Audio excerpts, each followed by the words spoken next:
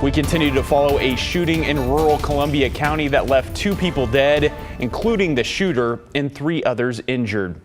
Thanks so much for joining us tonight at 11. I'm John Adams. Sheriff's deputies were called around 1:30 this afternoon, and the scene is still cordoned off with crime tape tonight. KGW's Kyle Eboshi has the latest from Clatskanie. The shooting happened about 5 miles from Clatskanie in a very rural area. Many neighbors had no idea until police and medics swarmed to the scene. 1:25 Saturday afternoon. Emergency dispatchers sent police racing to the scene of a shooting in rural Columbia County. Multiple deputies and officers and state police are responding. The shooting happened on Elmari Road, roughly 5 miles from Clatskanie. We've got a couple of very hysterical callers. According to police, 2 people were found dead, including the person who started the shooting. 3 others were injured. They were transported to local hospitals, including one by Lifelight, who's in critical condition. Police asked locals to avoid the area and said there's no ongoing threat to the public. You know, everybody wants to know what's happened, who it is. News of the shooting spread quickly in this quiet, rural area. Well, it's pretty shocking. Everybody, you know, first day of February, and we're all, you know, looking into this new month, and all of a sudden we've got news like this. It's like, you know, whoever knows. The Columbia County Major Crimes Team is investigating. So far, police have not released the names of those involved or what may have prompted this deadly shooting. Kyle Eboshi, KGW News. We ended January with a record dry stretch of 18 days that actually came to an end on the last day of the month. So what are the chances we see a similar stretch in February?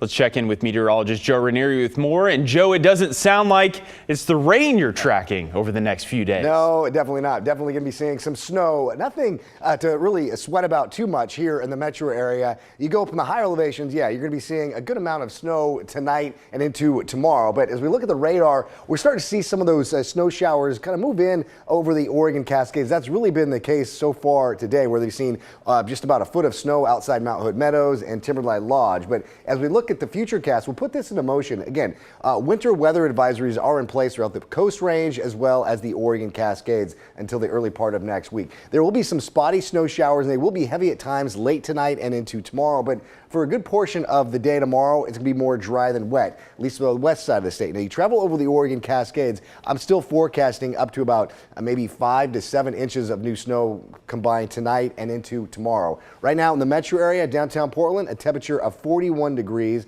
Over the next few hours, we are going to be seeing temperatures just hovering above freezing. So anything we see is just going to be some cold rain here locally. But if you go up basically 500 feet and higher, that's your best bet to see accumulating snow.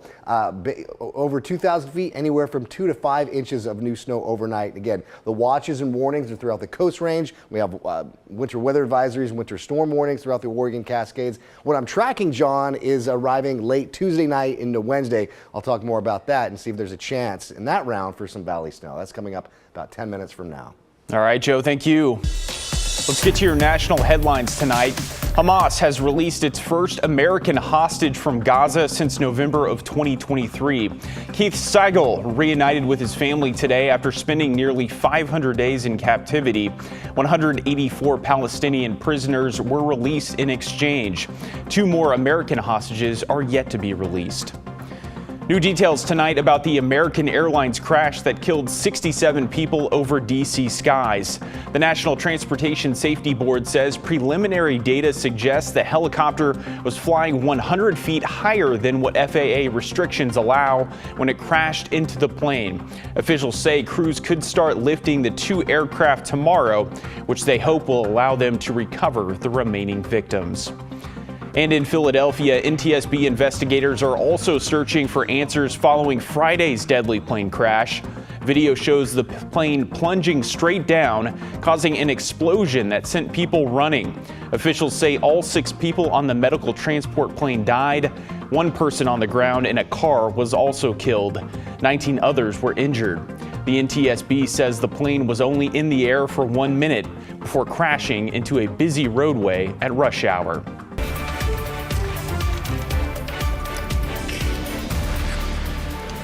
Canada and Mexico have responded after the Trump administration announced it is imposing tariffs on Canada, Mexico, and China.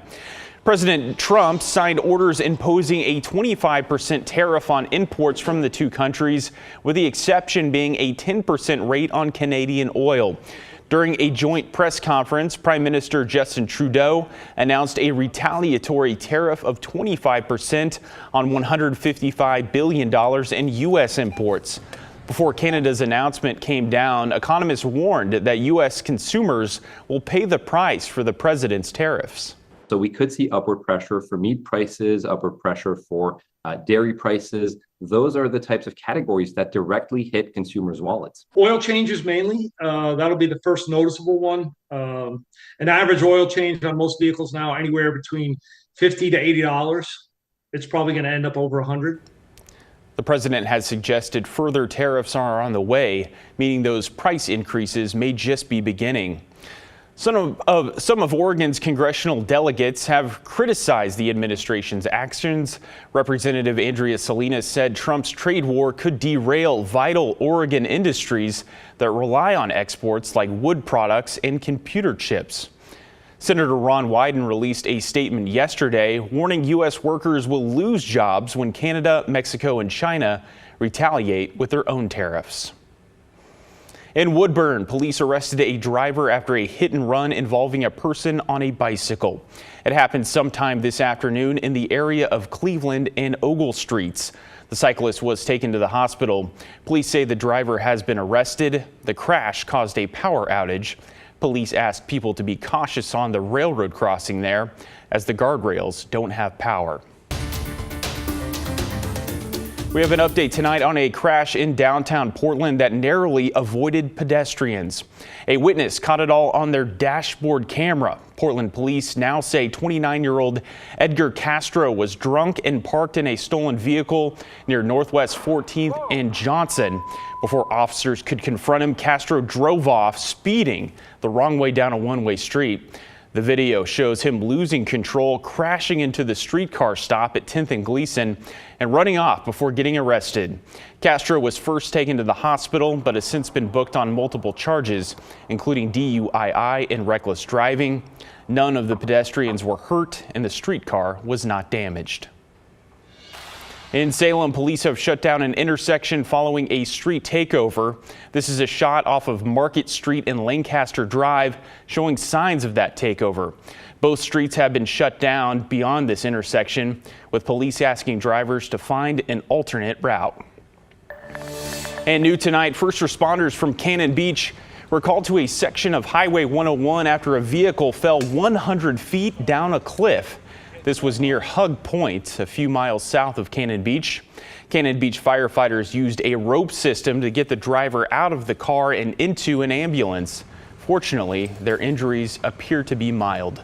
The highway was closed for about 2 hours while this took place. Oregon State Police are investigating the cause of the crash. And an update as a strike against a local grocery chain is expanding. Workers at the Seven Corners New Season voted yesterday to join the ongoing strike at the Arbor Lodge location. The picketing started on Tuesday following a claim that New Seasons discriminatorily fired the labor union's treasurer. The union says New Seasons fired him for 2 minor policy violations, both done in service of his blind coworker. We spoke to that coworker today as he was out on the picket line. And what I want New Seasons to understand is that Randy is essentially like, he might disagree, but he's an icon of what it means to be a good human. And that's why so many people care about him. We reached out to the company, who said they're committed to handling terminations consistent with protocols. They called the suggestion that the firing was based on union affiliation unfounded.